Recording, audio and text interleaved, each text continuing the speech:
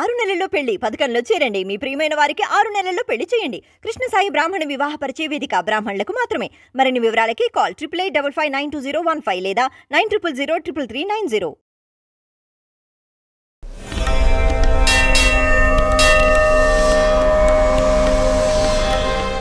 గురుగారు, ఇప్పుడు ఇంట్లో ఎవరైనా చనిపోతే సంవత్సరం పాటు గుడికి వెళ్ళకూడదు, ఇంట్లో ఎలాంటి పూజలు చేయకూడదు, అసలు దేవుడిని ఆరాధనే చేయకూడదు, దీపం పెట్టకూడదు అని అంటారు. అది కరెక్టేనా? ఇప్పుడు ఒక మనిషి, ఒక వ్యక్తి చనిపోయాడు అన్న ఒక ఇంట్లో.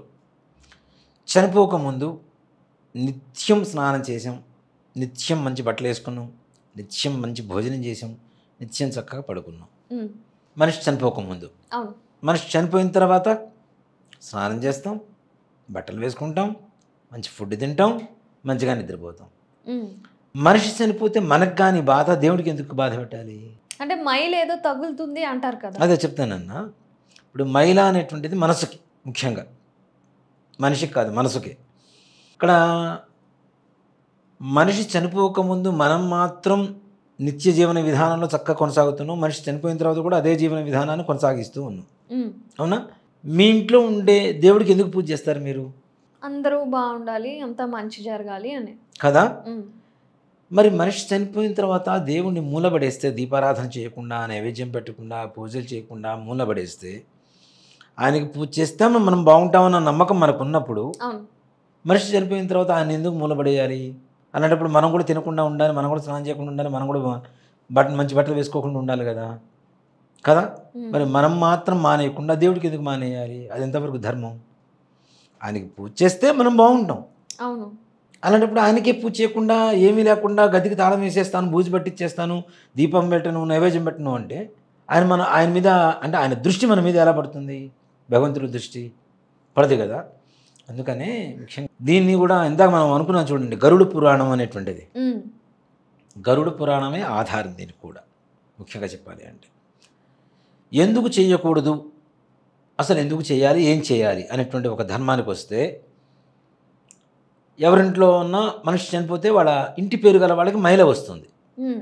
అవును కదా. వాళ్ళు కూడా 11 రోజులు ఇంట్లో ధూపం దీపం నైవేద్యం ఏమి ఉండవు, అభిషేకాలు ఉండవు, ఏమీ ఉండవు. కానీ బ్రాహ్మణ అనేటువంటి వాళ్ళు సంధ్యావందనం చెప్పి చేస్తాం ఒకటి. అవునా? మైల వచ్చినప్పుడు, పురుడు వచ్చినప్పుడు ఏం చేస్తామంటే అర్ఘ్యప్రదానం వరకు వదులుతాం, చేస్తాం. అర్ఘ్యప్రదానం అంటే ఒక బ్రాహ్మణ వంశంలో ఒక మగపిల్లవాడు పుడితే సూర్యుడు ఇంద్రుడికి 1000 ఏనుగుల దానం చేస్తాడట సంతోషంతో. ఎందుకు అంటే ఇప్పుడు మనకి సూర్యకిరణాలు భూమి మీద పడుతూ ఉంటాయి కదా. దీనికి మన హిందూ ధర్మం ప్రకారం ఏంటంటే ఋషులు పొద్దున్నే సంధ్యావందనం చేస్తారు. అవును, ఋషులు ప్రాతకాలంలో సంధ్యావందనం చేస్తారు. అందుకని మనం వాళ్ళు చెప్పుకునేటప్పుడు సమయంలో ఏ తిథి అయితే ఉంటుందో ఆ రోజంతా అదే తిథి కింద మనం లెక్కలోకి, పరిగణలోకి తీసుకుంటాం కదా. ఇలా బ్రాహ్మడు సంధ్యావందనం చేస్తాడు, చేసేటప్పుడు అర్ఘ్యప్రదానం అని చెప్పి ఒకటి వదులుతాం. అర్ఘ్యప్రదానం, ప్రధానము అంటే వదలడం, ఇవ్వటం అని అర్థం. ఈ అర్ఘ్యప్రదానం మంత్రం ఏదైతే ఉంటుందో చేతిలో నీళ్లు పోసుకొని మంత్రం చదివి నీళ్లు వదులుతూ ఉంటాం. ఎవరికి? సూర్యభగవానుడికి. ఆయనకి ఇవ్వాల్సిన అవసరం ఏంటి అంటే సూర్యకిరణాలు భూమి మీద పడేటప్పుడు అనేక రకాలైనటువంటి ఆటంకాలు ఉంటాయట. రాక్షసులు సూర్యుడికి అడ్డుగా పోతూ ఉంటారు.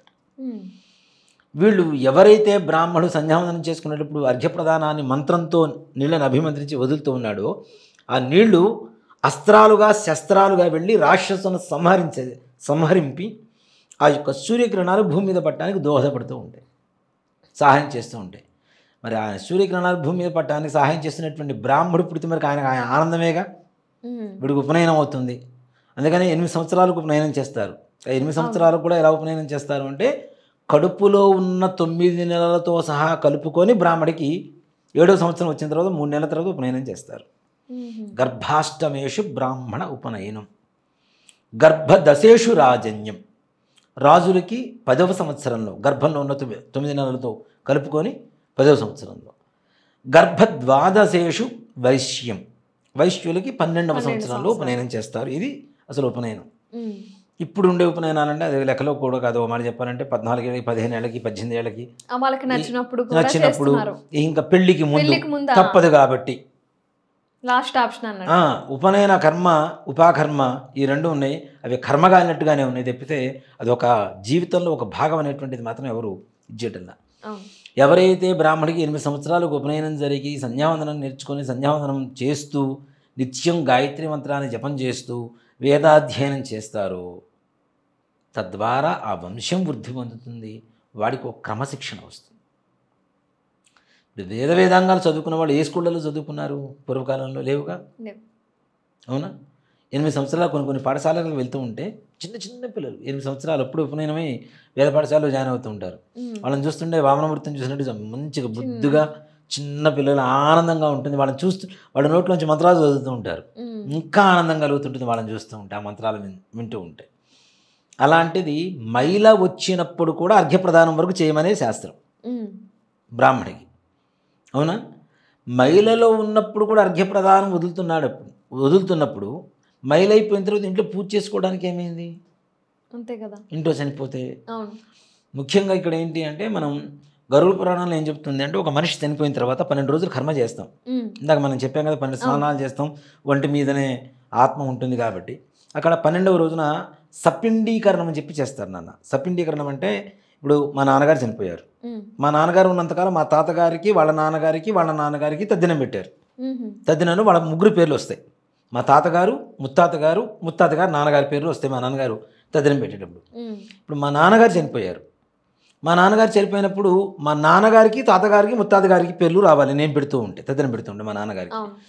మరి మా నాన్నగారు అంతవరకు ఆత్మరూపంలో ఉంటారు. 12వ రోజు వరకు సపిండీకరణ చేసేంత వరకు కూడాను ప్రేత శబ్దంతోనే పిలుస్తుంటారు వీళ్ళని. ప్రేత తృప్త్యర్థం, ప్రేత తాపోపశమనార్థం, ప్రేత అనే పిలుస్తుంటారు. ప్రేత అంటే ఆత్మ స్వరూపం, అంతే కదా. ఈ ప్రేతని ఆత్మస్వరూపంగా మార్చడానికి అంటే మా నాన్నగారి ముత్తాత గారు ఆయన ఈ లోకానికి సంబంధం లేదు, వెళ్ళిపోయారు ఆయన. ఇప్పుడు మా నాన్నగారు ప్రథమ స్థానంలోకి వస్తున్నారు. వీళ్ళని ఏమంటారంటే వసు, రుద్ర, ఆదిత్య రూపాలు 3 రూపాలు ఉంటాయి. వసు రూపం అంటే తండ్రి, రుద్ర రూపం అంటే తాతగారు, ఆదిత్య రూపం అంటే ముత్తాతగారు. మా నాన్నగారు ముత్తాతగారు వెళ్ళిపోయారు కదా, ఇప్పుడు మా నాన్నగారు వసు రూపంలోకి వస్తారు, మా తాతగారు రుద్ర రూపంలోకి వస్తారు, మా ముత్తాతగారేమో ఆదిత్య రూపంలోకి వస్తారు. అంటే ప్లేస్ మారిపోతూ ఉంది. కాబట్టి మా నాన్నగారికి వసురూపం రావాలంటే ఈ మా ముత్తాతగారు వెళ్ళిపోయిన తర్వాత ఆయనకు ఒక స్థానం కావాలి. కాబట్టి ఆ పిండానికి ఇంకో పిండాన్ని కలిపి సప్పిండి అంటే సమానం చేయటం లేదా సమానమైనటువంటి స్థానం ఇవ్వటం అని అర్థం. సపిండీకరణం అని చెప్పి చేస్తాం 12వ రోజు. ఇక్కడి నుంచి అక్కడ చెప్పే మంత్రంలో కూడా ప్రేత శబ్దో నాస్తి, అక్కడి నుంచి ప్రేత శబ్దం రాదు. ఇహ వసు, రుద్ర, ఆదిత్య రూపాణం అని చెప్పి స్థానాలు వస్తాయి. అక్కడి నుంచి వీళ్ళ ఆత్మ ప్రయాణం ప్రారంభమవుతూ ఉంటుంది. 12వ రోజు ఏం చేస్తారు? అందరూ కూడా గొడుగు, చెప్పులు, రాగి చెంబు, బియ్యం, దుప్పటి, పంచెలు, కూరగాయలు ఇవన్నీ కూడా దానం చేస్తాం. అవునా? ఇవన్నీ దేనికి? ఈ ఆత్మ 12వ రోజు నుంచి ప్రారంభమయ్యి ప్రయాణమయ్యి వాళ్ళు చేసుకునేటువంటి స్వర్గమా నరకమా చేసుకునేటువంటి పాపపుణ్యాల ఫలితం వల్ల ఒక స్థానానికి ప్రయాణం చేస్తూ ఉంటారు. ఎండాకాలం కాళ్ళు కాలకుండా చెప్పులు, వానాకాలం తడవకుండా గొడుగు, చలికాలం చలిస్తే కప్పుకోవడానికి దుప్పటి, కట్టుకోవడానికి వస్త్రాలు, ఇవన్నీ కూడా ఆ పెద్దవాళ్ళు చనిపోయినటువంటి వ్యక్తికి ఇస్తున్నట్టుగానే ఇస్తాం దానం. మనం వాళ్ళ పేరుతోనే ఇస్తాం ఇక్కడ దానం కూడా. దీన్ని స్వర్గపాదేయం అంటారు ఈ వస్తువులు ఇచ్చేటువంటి దాన్ని. ఇది తీసుకొని స్వీకరించి ఆత్మ ప్రయాణం ప్రారంభించిన తర్వాత 1 నెల 1 రోజు కింద లెక్క వాళ్ళకి. ఒక నెల 1 రోజు కింద లెక్క. అందుకని సంవత్సరం వరకు ఏం చేస్తాం మనం? ప్రతి నెల మాసికం పెడతారు. మాసికము అంటే మాసమునకు పెట్టినటువంటిది తిథి అని అర్థం. మాసికం పెడతాం. మాసికం పెట్టినప్పుడు ఏం చేస్తారు? పిండం పెడతాం కదా. మళ్ళా 3 పిండాలు పెడతారు. వసురుద్రు ఆదిత్య రూపంలో పిండాలు పెడతారు.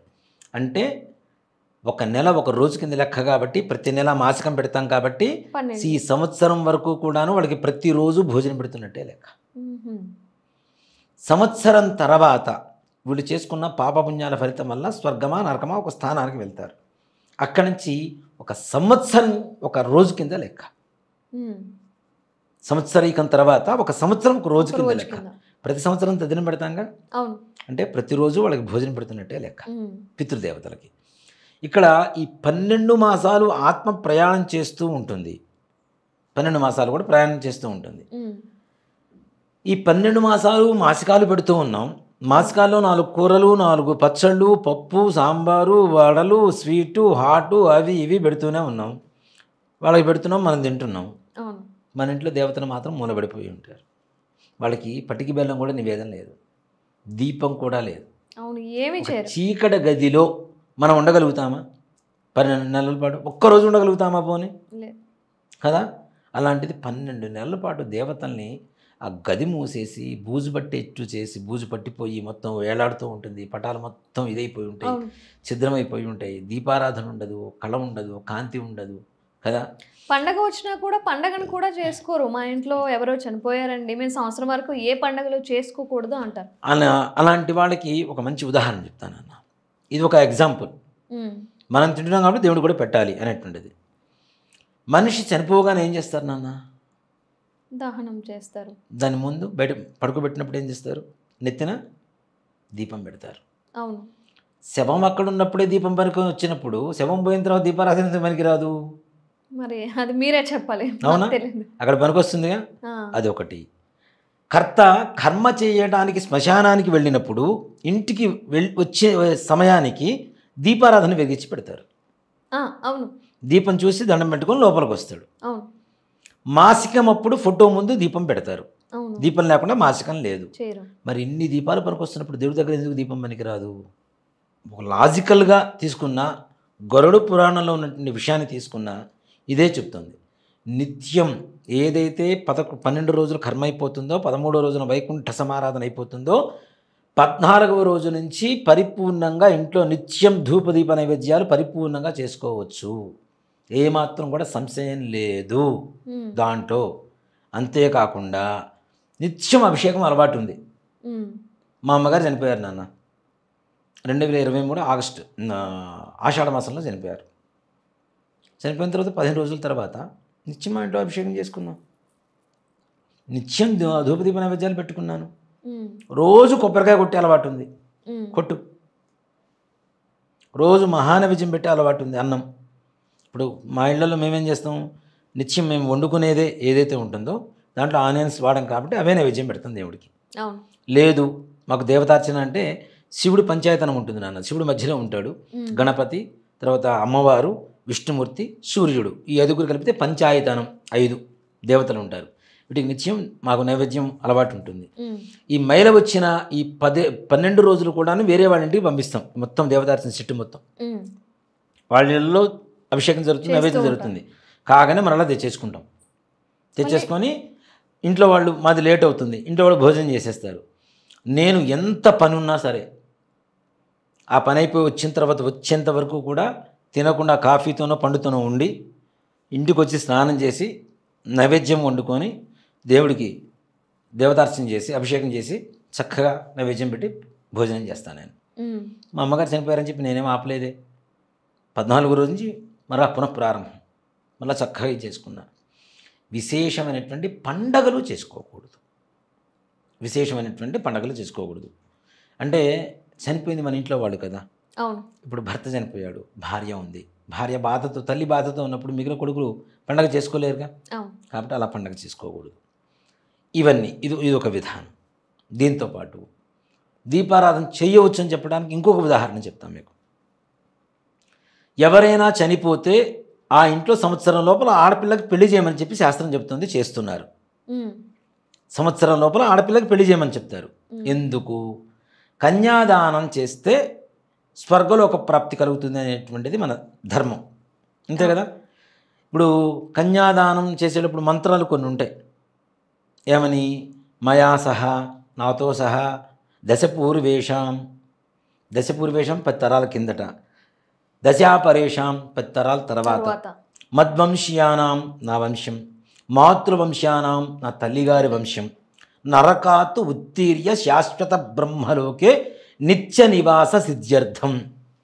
పొరపాటున చేసిన పాపాల వల్ల నరకంలో ఉన్న వీళ్ళందరూ కూడా స్వర్గంలోకి రావాలి, వస్తారుగాక అని చెప్పడం.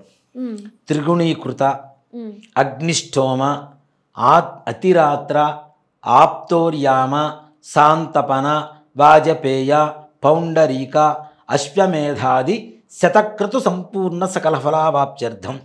ఇలాంటి యాగాలు 100 యాగాలు చేస్తే ఎంత పుణ్యం వస్తుందో ఒక కన్యాదానం చేస్తే వస్తుంది. అవునా? కన్యాదానం సంవత్సరం లోపల చేస్తే కన్యాదాన ఫలితం చనిపోయిన వాళ్ళ ఆత్మకి, వాళ్ళు ఇంకా ఒక స్థానానికి చేరలేదు కదా, ప్రయాణంలోనే ఉన్నారు. ఈ పుణ్యం వల్ల వాళ్ళు స్వర్గానికి వెళ్తారని చెప్పేది శాస్త్రం. మరి ఆడపిల్ల పెళ్లి చేసినప్పుడు విఘ్నేశ్వర పూజ చేస్తాం, పుణ్యామాచన చేస్తాం, అంకురార్పణ చేస్తాం, గౌరీ పూజ చేస్తాం, దీపారాధన పెట్టకుండా గౌరీ పూజ చేయంగా. ఇవన్నీ చేసిన తర్వాత మరి పెళ్లి చేస్తున్నాం, అప్పుడు మనకు వచ్చిన దీపారాధన మరి ఇంట్లో దేవుడి దగ్గర ఎందుకు వెనక్కిరాదు? అంటే ఎవరో కల్పించిన మూఢనమ్మకాలు ఇవి. ఆఫ్ నాలెడ్జీ గాళ్ళు, ముఖ్యంగా ఆఫ్ నాలెడ్జీ గాళ్ళు ఎవరైతే ఉన్నారో వాళ్ళు చేసినటువంటి ఒక దుష్ప్రచారం, అసత్య ప్రచారం అంటాం. అవి వాటి వల్ల దీనికి జనాలకి ఎందుకు అలవాటు పడ్డారు ఇట్లాంటి వాటికి? ముఖ్యంగా అంటే మా నాన్నగారు మా అమ్మగారు ఉండేవాళ్ళు, పూజ చేసేవాళ్ళు. ఇప్పుడు నేను చేయాలి, అబ్బా బద్ధకం, ఆఫీస్కి వెళ్ళాలి, పూజ చేయాలా, బద్ధకం. సంవత్సరం పాటు మేము చేయకూడదంటే ఏ బాధ లేదు కదా, అయిపోయిందిగా. తప్పించుకోవడం.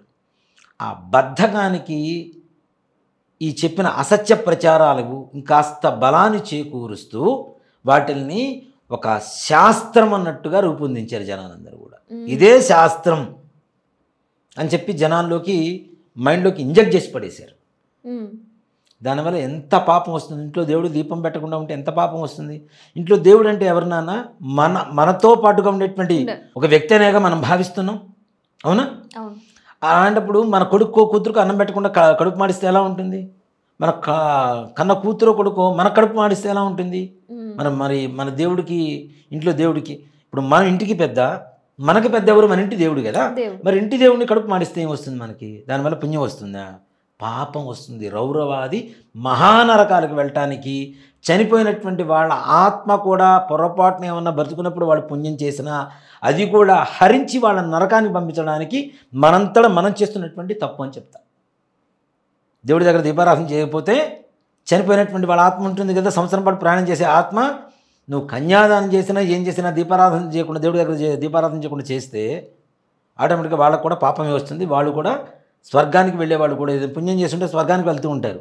వాళ్ళ దారి మడిచి మరీ నరకానికి మనం పంపించినట్టే లెక్క.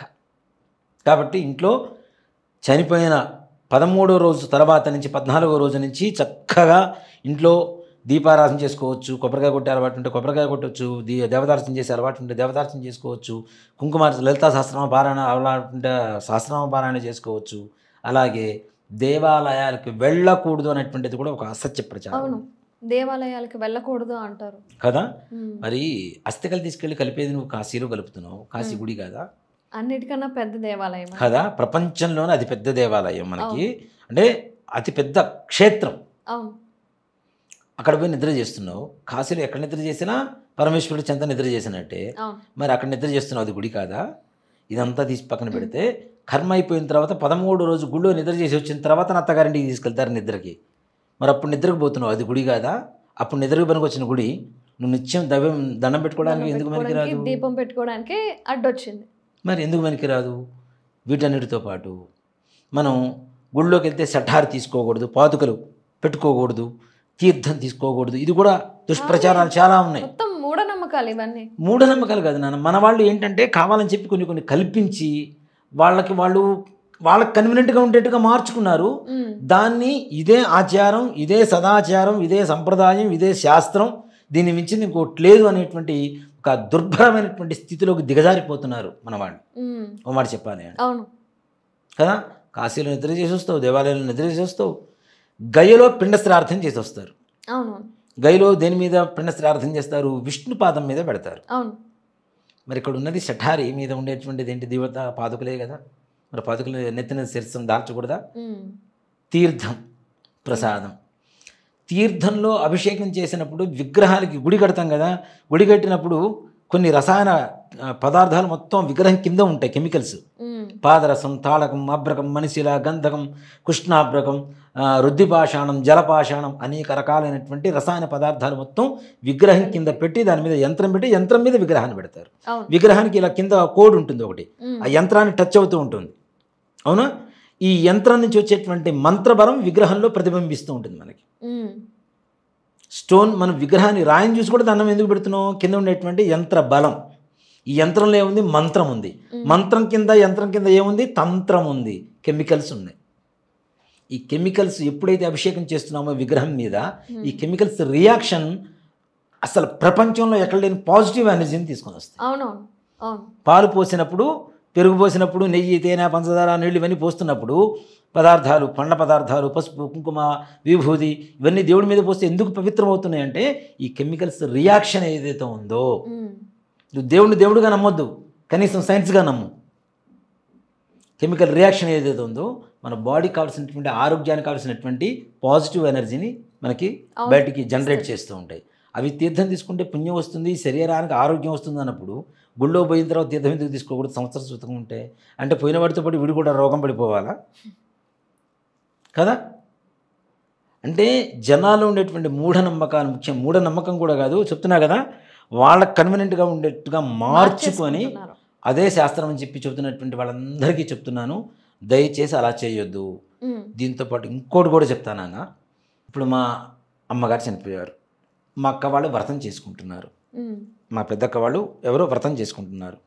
పుట్టింటి నుంచి వస్త్రాలు తీసుకొని వెళ్ళాలి.